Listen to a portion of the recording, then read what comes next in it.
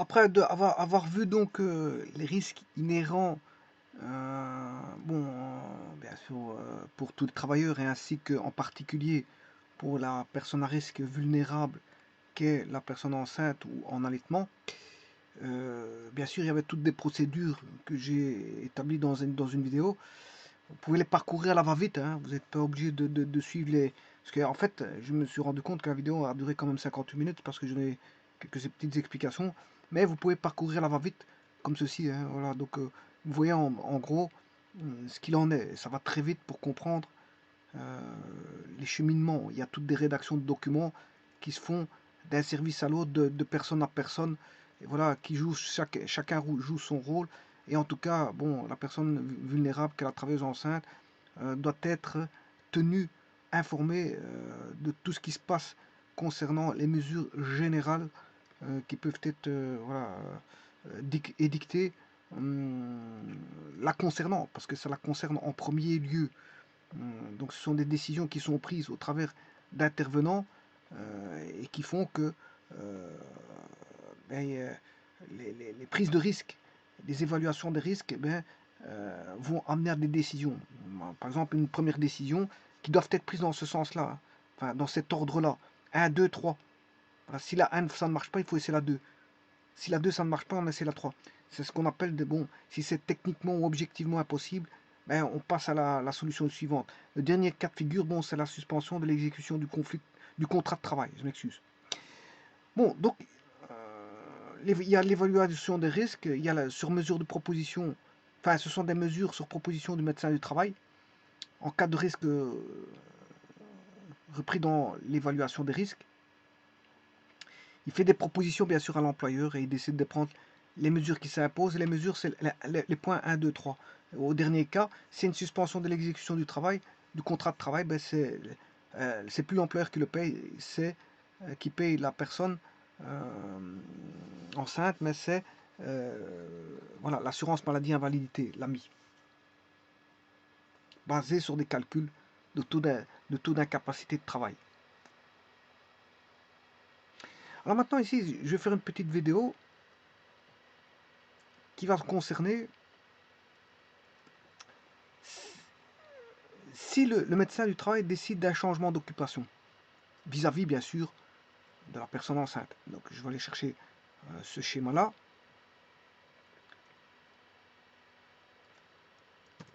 Alors maintenant, un recours peut être fait. Il peut y avoir un recours. Hein, si le médecin du travail décide. Là, c'est un dialogue qui se passe entre le médecin du travail et la travailleuse enceinte.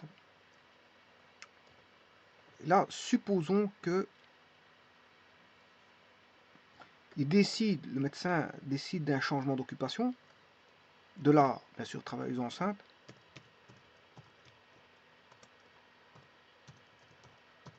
Alors, deux cas de figure peuvent se produire.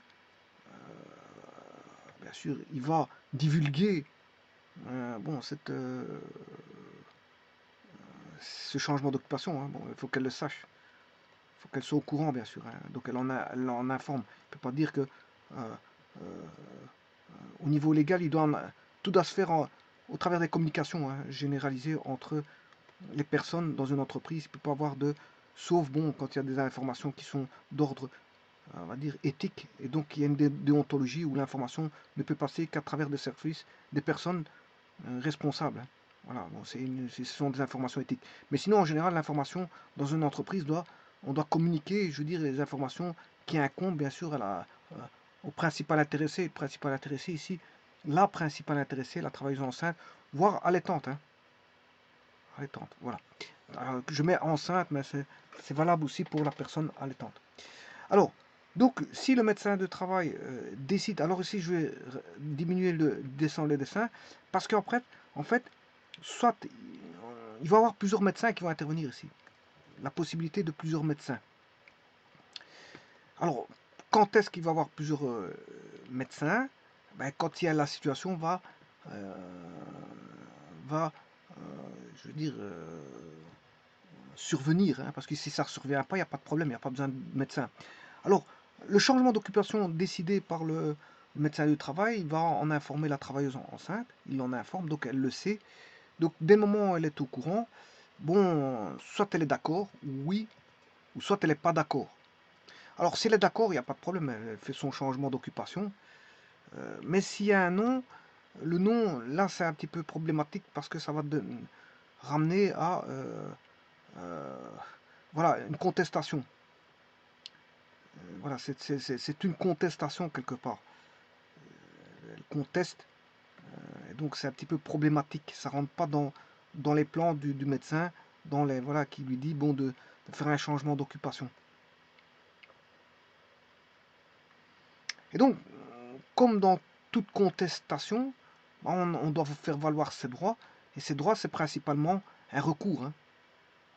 Quand on demande ses droits, bon, si c'est oui, hein, mais si c'est non, il y a un recours. Puisqu'il y a une contestation. En cas de contestation, mais on fait un recours. Alors, bien sûr, le recours, vous ne pouvez pas faire un recours 10 ans après. Hein. Le recours, c'est comme tout, toute plainte au tribunal, il y a des délais, il y a des délais. Puisqu'après, on arrive à des délais de prescription. Hein. Il y a certains délais de prescription. Il y a ces 5 ans, parfois 10 ans, parfois ça dépend pour les affaires. Dans les tribunaux, ben, voilà, dans les tribunaux, les délais de prescription, si c'est un problème avec voilà, urbanistique, si vous dépassez un recours d'un certain nombre d'années, c'est fini, vous ne pouvez plus aller attaquer qui que ce soit. Donc ici, c'est pareil. La contestation, ben, le recours, c'est vous avez la personne enceinte a 5 jours ouvrables.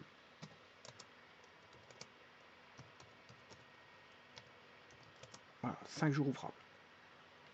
Elle dispose de 5 jours ouvrables, pas plus. Soit pour accepter, euh, pour accepter, elle peut accepter tout de suite, hein, ouais, ça c'est pas un problème. Mais c'est pour contester, elle peut réfléchir, se dire bon, je vais prendre ma décision, et je vais réfléchir pendant 5 jours. Bon, dans 3 jours, je dirais si c'est oui ou si c'est non. Dans 5 jours, je dirais si c'est oui ou si c'est non. Mais là, 5 jours, pas plus. Hein. Donc, il faudra très attention. Parce qu'après, on va vous dire pourquoi vous êtes venu en retard, tralala, tralala. Bon, on ne vient pas 15 jours après. Voilà. Donc, il y a 5 jours ouvrables pour bon, prendre une décision. Parce que parfois, les décisions, c'est pas tout d'office tout de suite. On peut réfléchir, oui ou non, à ce fameux changement d'occupation. Et si maintenant on a 5 jours ouvrables qui est donné à la personne enceinte, donc à ce moment-là, il faut réfléchir et on peut contester. Alors s'il y a contestation, supposons qu'il y a contestation, en fait c'est quelque part, on peut faire appel à cette à ce voilà, à ce changement d'occupation. On peut voilà, faire appel.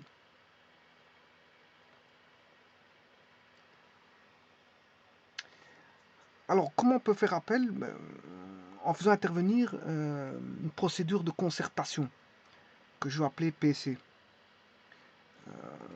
Voilà, vous faites appel à ce qu'on appelle une procédure réglementaire, hein, procédure de concertation. Ah, de quoi s'agit-il?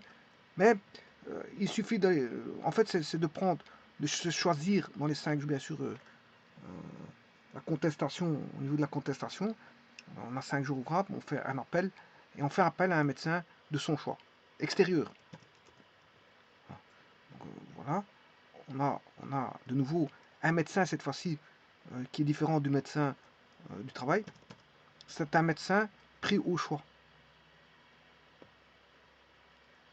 Et comme je vous ai dit, ici c'est une histoire de médecin. C'est une histoire de voilà, de personnes de santé à personnes de santé, donc ils savent de quoi ils parlent. Voilà. Donc là, ça c'est le médecin pris au choix de la travailleuse. C'est un médecin au choix qui a été choisi bien sûr par la principale intéressée qui est la travailleuse enceinte contestant le changement d'occupation. Donc ça c'est un médecin au choix. Alors le médecin au choix, qu'est-ce qu'il va faire? Choisi par la travailleuse enceinte, mais il va prendre contact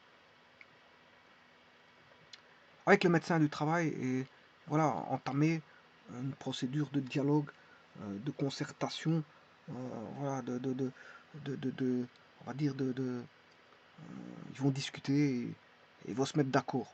Donc, c'est, on va dire, sur base, bien sûr, d'éléments tangibles, hein. Ils ne vont pas discuter comme dans une discussion de café et dire n'importe quoi. Bien sûr, c'est sur base d'éléments tangibles qu'ils ont chacun en leur possession et qui peuvent, je veux dire, émettre comme avis et partager, discuter et voilà, prendre voilà, c'est une espèce de négociation. On va négocier, on va tenter de faire pousser les choses dans le sens où on va euh, faire en sorte que la personne peut faire valoir ses droits. Donc la travailleuse enceinte peut faire valoir ses droits au travers d'une concertation, d'une négociation entre deux médecins qui, eux, savent de quoi ils parlent. Si l'un n'est pas d'accord, l'autre peut pousser la décision du médecin de travail, le médecin du choix, pris au choix, peut pousser la décision pour donner raison, je veux dire, à la travailleuse enceinte. Maintenant, qu'il y ait procédure, ça c'est ce qu'on appelle une procédure de concertation, PC, ils vont se concerter entre médecins, hein. Voilà, c'est PC ici, procédure de concertation qui est possible et qui permet ce mécanisme voilà, de dialogue entre médecins, avec un médecin extérieur qui va venir. Voilà. Maintenant, en dehors de ça, on peut ramener aussi un troisième médecin. Qu'il y ait concertation ou pas, hein, qu'il y ait concertation ou pas, on peut faire appel à, cette fois-ci, un médecin inspecteur du travail, un MIT. C'est un médecin inspecteur du travail.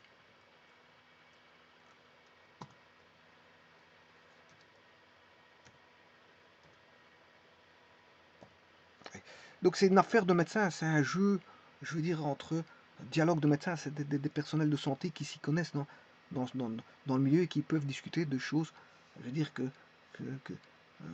qui sont relatives à la médecine. Et donc, ils savent de quoi ils parlent. Donc, voilà. Donc là, on a un inspecteur qui va intervenir, un inspecteur du travail, qui peut intervenir contre la décision du médecin, hein. Bien sûr, c'est en rapport avec ces deux-là. Vous voyez qu'ici, ça c'est par l'entremise d'une procédure de concertation, mais on peut avoir le médecin qui peut, j'ai bien dit il peut, c'est pas dit, dans ces affaires-là, on ne sait pas comment ça se passe, hein.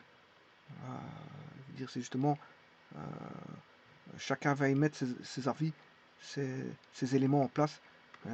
Soit il y a des médecins de travail qui sont, on va dire,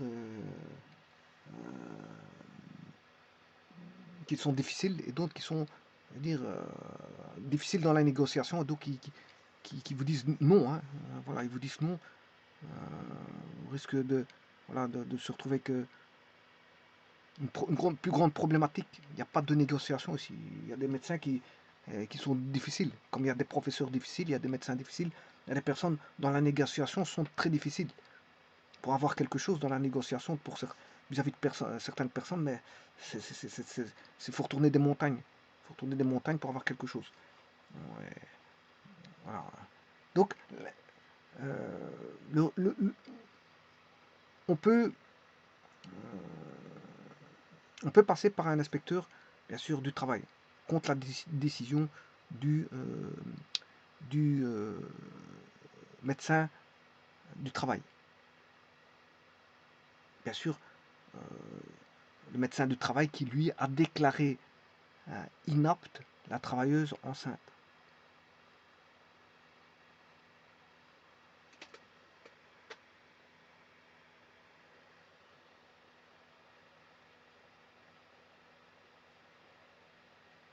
Alors, ce recours par l'inspecteur, ça c'est un recours par l'inspecteur. Alors là aussi, il y a un timing, hein, ça se fait pas. On ne fait pas un recours n'importe quand. Les recours, bien sûr, il y a des délais limités. Vous comprendrez qu'on ne fait pas un recours 20 ans après. Ça, c'est comme dans tout recours. Les recours, voilà. Là, faire appel à un médecin du, comment on appelle ça, de inspecteur du travail, ce recours-là, doit être fait sous pli recommandé.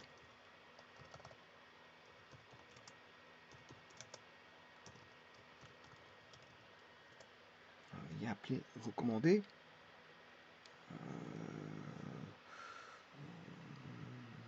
Bien sûr, là, c'est plus 5 jours ouvrables. C'est 7 jours ouvrables. Mais attention, c'est 7 jours ouvrables de la date d'envoi ou, on va dire, de remise du formulaire évaluation santé. 7 jours de la date d'envoi ou remise du formulaire d'évaluation santé.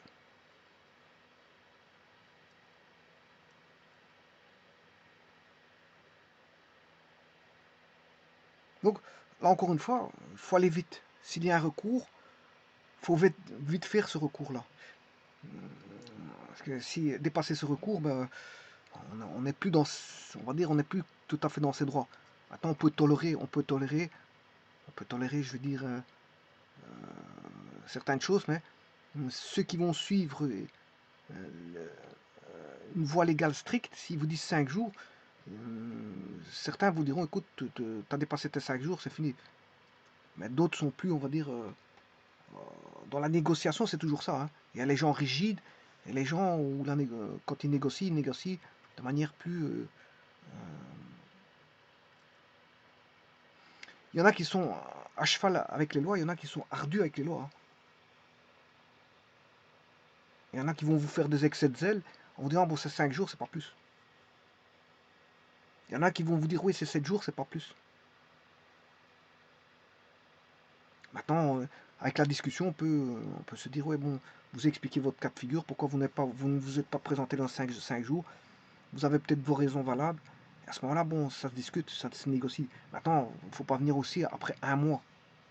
Après un mois, bon, là, on comprend que on va vous refuser. Hein. Sinon, si vous faites après un mois, maintenant, le problème, c'est que si c'est 7 jours ouvrables et qu'ils vous acceptent après le 9e jour ou le 10e, tant mieux pour vous. Ça, c'est une chose. Mais maintenant, on ne peut pas faire ça parce que si on tolère 10 jours, on peut tolérer 12 jours.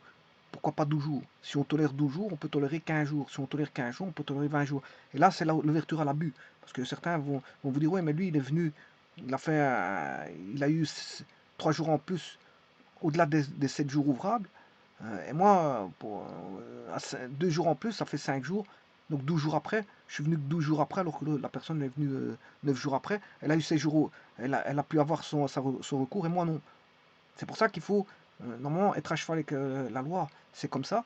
7 jours, c'est 7 jours. Parce que s'il y en a qui vient après 8 jours, une autre personne va vous dire, ouais, mais moi, ça fait un jour en plus que les 8, j'ai fait que 9 jours. Vous m'avez dit non. Et lui, il a pris 8 jours, vous avez dit oui. Voilà, ça c'est l'abus, ça commence à ouvrir la porte aux abus. Donc, tolérer une personne, ça peut ouvrir la porte à d'autres personnes et après reculer les échéances. Il y en a, ils vont se retrouver après un mois, ils vont vous dire, oui, mais bon, l'autre, vous l'avez toléré après 15 jours et moi, je n'ai que 15 jours après les 15 jours, vous ne m'acceptez pas. Donc, c'est pour ça que, bon, les lois, il faut les respecter aussi. Quand ils vous disent 7 jours, c'est 7 jours. Bon, maintenant, si c'est après 9 jours, on peut encore discuter. Hein. C'est encore discutable. On fera passer, voilà, on va être dans la négociation, on va être un petit peu, je veux dire, tolérant. Mais cette tolérance, voilà, c'est pas, je veux dire, on peut vous reprocher de vous dire non au bout du 8e jour. 8e jour, on va vous dire, il y en a qui sont carrés avec les lois, on vous dit ouais, 7 jours c'est 7 jours, t'as pas un jour de plus.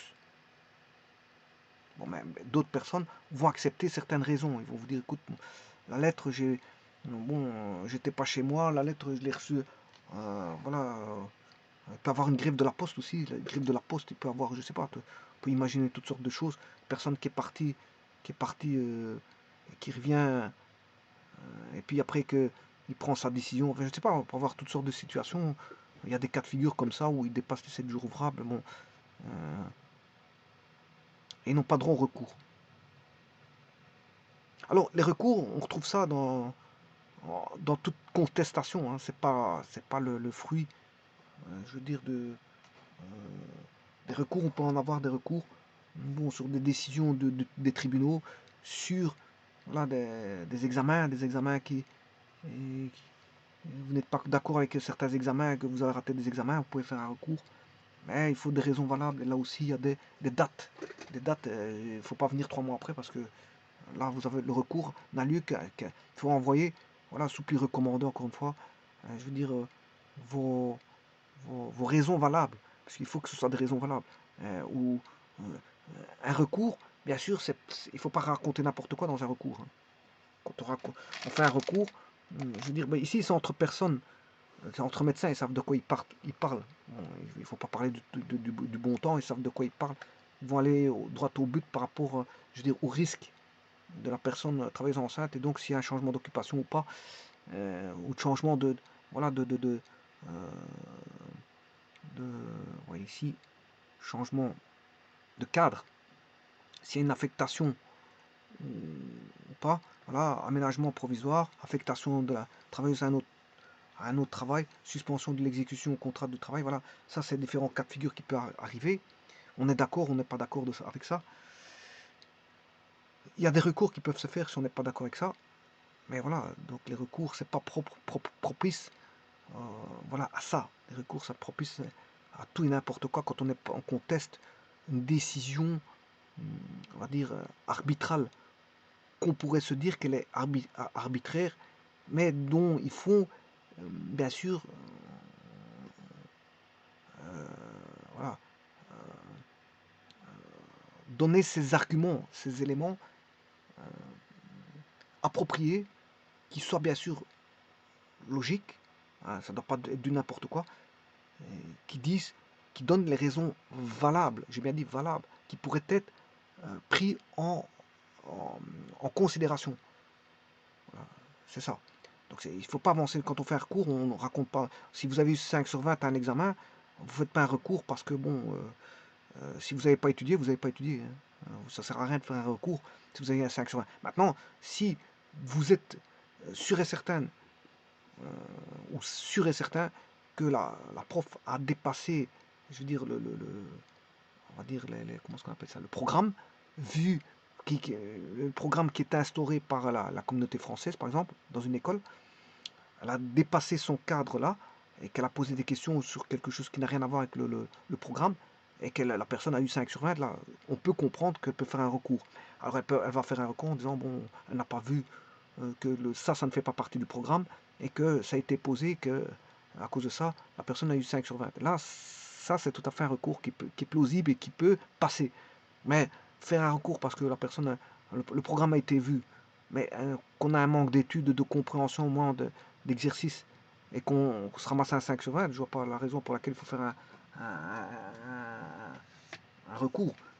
Ça, c'est motivé uniquement par la frustration, hein. Bon, quelqu'un qui rate un examen, il est frustré. Donc s'il est frustré, bon, il va en avoir à tout le monde, au professeur, il va en avoir au directeur, il va en avoir à tout le monde, à ses copains qui ne l'ont pas aidé pendant l'examen, il va en avoir. Voilà. Donc, un recours, ça doit être motivé de façon, je veux dire, raisonnée, raisonnable.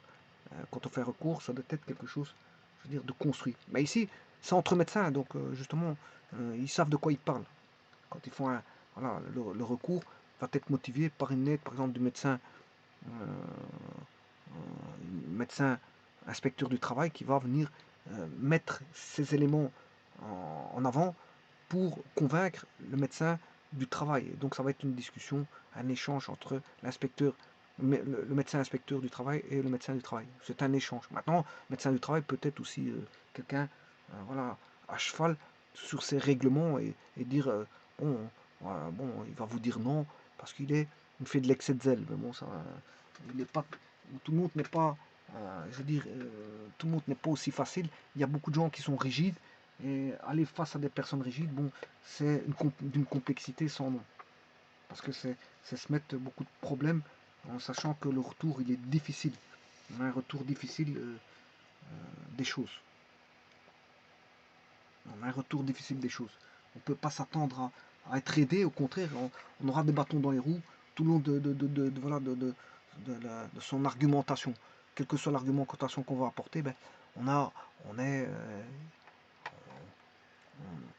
on est voilà, face à un mur. Et face à un mur, c'est difficile. Hein. Face à un mur, c'est difficile. Hein. Que ce soit un juge, que ce soit face à des avocats de la partie adverse, soit quand on est face à des personnes qui ne veulent pas changer de mentalité, voilà, ou dans un couple, il y a des personnes aussi rigides. Et non, là, dans ces cas de figure-là, des professeurs qui sont rigides, voilà, qui font de l'excès de zèle, qui sont tenus avec leur règlement. Voilà, c'est comme ça, pointe à la ligne, il y a pas à négocier. Bon, on reste des êtres humains, on n'est pas des machines aussi. Et chez l'être humain, il y a toujours voilà, une possible porte ouverte voilà, qui fasse en sorte que voilà, on peut aider de façon humaine les personnes qui en ont besoin. C'est pas parce que on est, bien sûr, le but aussi, c'est de pouvoir délier des situations de façon humaine dans la négociation. Hein. Dans une négociation, on essaie d'aider aussi. Hein. C'est pas, on n'essaye pas de, on n'essaye pas de les choses les rendre difficiles, mais certaines personnes ont l'art de rendre les choses difficiles en pensant en pensant bien faire. Voilà. Maintenant, il y a des personnes qui prennent parti pour une certaine partie, donc on comprend qu'ils sont rigides parce qu'ils veulent rien laisser, rien céder. Je pense dans les tribunaux. Dans les tribunaux, il y a des personnes qui ne veulent rien céder à la partie adverse, donc ils sont tellement rigides que là, on n'est pas dans une affaire de négociation, on est dans une affaire de confrontation. Dans les tribunaux, dans les confrontations. Donc, ici, on est dans une entreprise, on n'est pas dans un tribunal. On essaie de favoriser la concertation, la négociation, le dialogue. Voilà, c'est ça qu'on essaie de faire. On n'est pas dans un tribunal où on a deux parties, une partie qui veut gagner et une partie qui sera lésée. Donc, bon, là, on aura un gagnant et un perdant. Quand on a un gagnant et un perdant, ben là, c'est pas de la négociation, voilà, là, c'est plutôt des attaques personnelles. Enfin, c'est des attaques et c'est on va dire, c'est du combat, des attaques et c'est bien sûr, des combats verbaux. Des combats verbaux, c'est des attaques personnelles verbales. C'est toute une panoplie de choses qui font que là, on a une extrême rigidité. Dans les tribunaux, c'est voilà, l'attaque d'une partie vis-à-vis d'une partie adverse. Ben, vous aurez compris que là, on n'est pas dans la négociation. On est dans la confrontation. Là.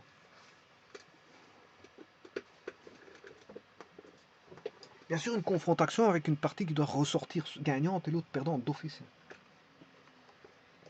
Une partie gagnante et une partie perdante.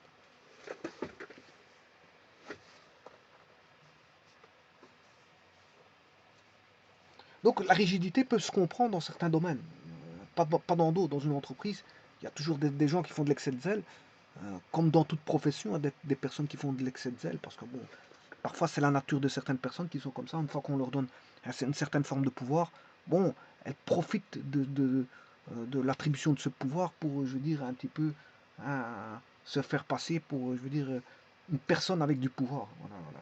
Dès le moment où on a enlevé ce pouvoir, cette personne-là, bon, elle redescend en bas.